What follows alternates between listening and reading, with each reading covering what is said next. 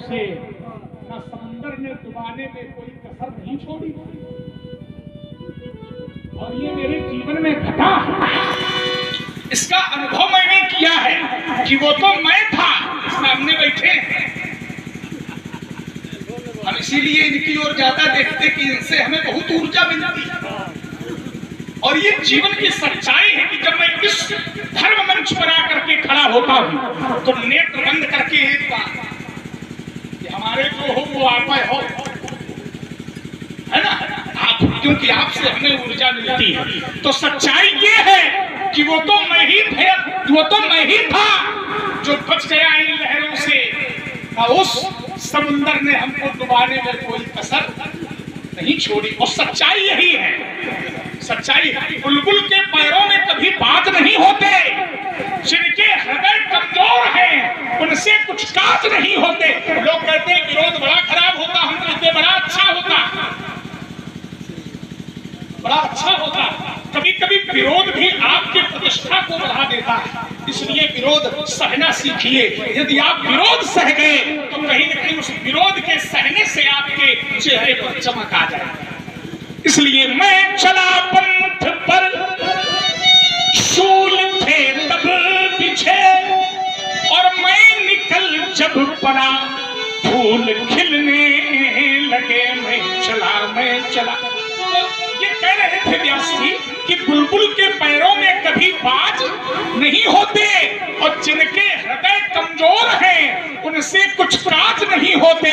और जिन्हें सर झुकाकर चलने की पड़ गई है आदत, जिन्हें सर झुकाकर चलने की पड़ गई है आदत, उनके सिरों पर कभी ताज नहीं होते, उनके सिरों पर कभी ताज नहीं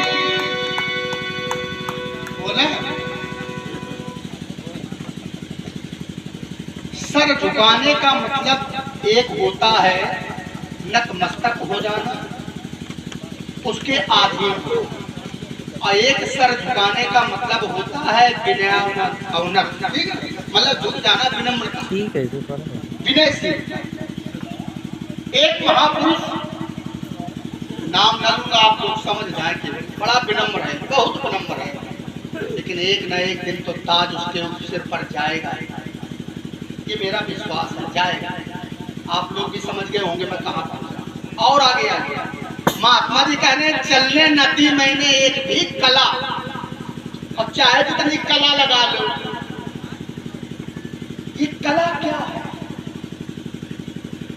चार हैं, रास, अंश, कला, विकला।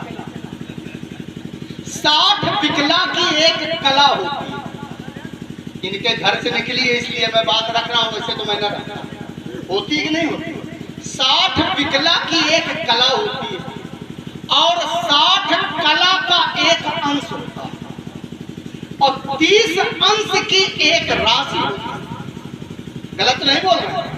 अब इन्होंने कहा चाहे जितनी कला लगा दो, मैं वहां नहीं जाऊंगा, मैं केवल अपने को साधारण बन के प्रस्तुत कर रहा हूं। 60 कला का एक अंश होता है, और मैं अंश हूं, इतना तो आप लोग स्वीकार कर रहे हो, और सब लोग अंश हैं, आप भी अंश हैं किसी न किसी के नहीं। ईश्वर अंश, जीव अविनाशी, और अगर आप एक अंश के हैं तो भी 60 कलाएं तो हैं, वरना अगर एक अंश भी है तो भी 60 कलाएं हैं, है कि नहीं है? अब समझिए, तो कला तो है, अब कितनी है ये आपको समझना है, कहां तक है, किस प्रकार की कला का प्रयोग कब किया जाएगा, ये तो बात की बात है। आइए फिर मेरा जीवन दर्शन जानिए। महात्मा परशुराम जी ने कहा कि मैं तो लहरों को भी पार करके निकल आया। अच्छी बात है, जो परिश्रम करेगा, लहरों से जो नहीं डरेगा वही तो पार होगा, उसी को तो नौका पार होगी। जो लहरों से घबराएगा क्या उसकी भी नौका पार हो जाएगी क्या? चलो एक मैं भी मुक्तक सुना रहा हूं कवि के रूप में। संसार में अगर कोई तपा नहीं है या अपने को तपाया नहीं है तो क्या उसको सफलता मिली? क्या कृपा की बरसात हुई? नहीं हुई। जब आप तपेंगे, जब ये पृथ्वी तपेगी तभी तो बरसात होगी, और पृथ्वी अगर नहीं तपेगी तो बरसात हो ही नहीं सकती। इसी पर प्रेत में 4 पंक्तियां दे रहा हूं। तपती हुई धरती को वृष्टि चाहिए, तपती हुई धरती को वृष्टि चाहिए, वृष्टि माने पानी।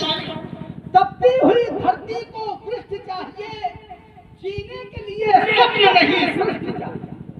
हर एक के बस का नहीं मूल्यांकन का तराजू, जानने के लिए उसे चर्म चक्षु नहीं दिव्य दृष्टि। इसलिए महात्मा जी कला की बात न करो, पहले तो जानो। इन चक्षुओं से देख करके थोड़ी ना जान पाओगे, जानने के लिए चर्म चक्षु नहीं दिव्य दृष्टि चाहिए। इसलिए एक मैं रचना सुना रहा हूं।